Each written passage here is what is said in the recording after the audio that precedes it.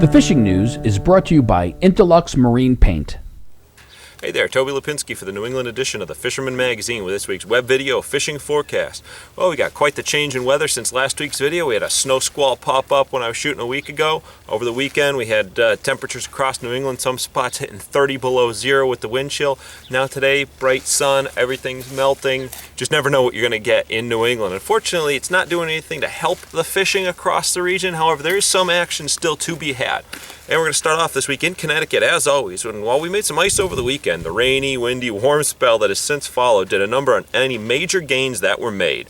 There are some spots in Connecticut where safe ice still existed as of Monday and even Tuesday this week, but suffice to say, things did not progress in a positive direction as we had hoped when we first saw those crazy cold temperatures coming up over the weekend. That being said, there was some ice fishing action to be had over the weekend. I got a picture of a nice bass that was iced by a customer at Fishin Factory 3 in Middletown on a large sucker suspended below a tip-up. Then moving on into Rhode Island, cod fishing has been pretty much shut down for the better part of a week plus thanks to the cold and windy weather there that we've seen across New England. But, looking forward this coming Friday and on into the weekend, look like they have some potential to allow for sailing. So call your favorite boat and see if they plan to sail. And once again, if you can't get out on a boat, this makes for a great time to tie up some rigs for the next weather window. And as I told you before, the February issue of the Fisherman magazine has a great article which discusses some of the favorite rigs of the region's top cod captains.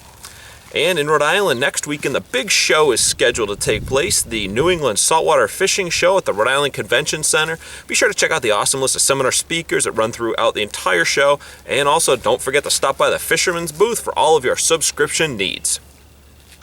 And then moving on up into Massachusetts, prior to the recent warming trend that we had, there was somewhat improved ice action across the inland part of the state.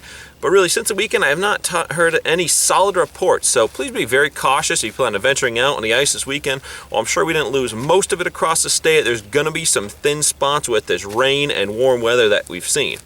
And if you happen to find that your favorite lake or pond is not quite safe enough to ice fish, why not come and see us at the Springfield Sportsman show at the Big E Fairgrounds. This 3-day event runs this Friday the 19th through Sunday the 21st.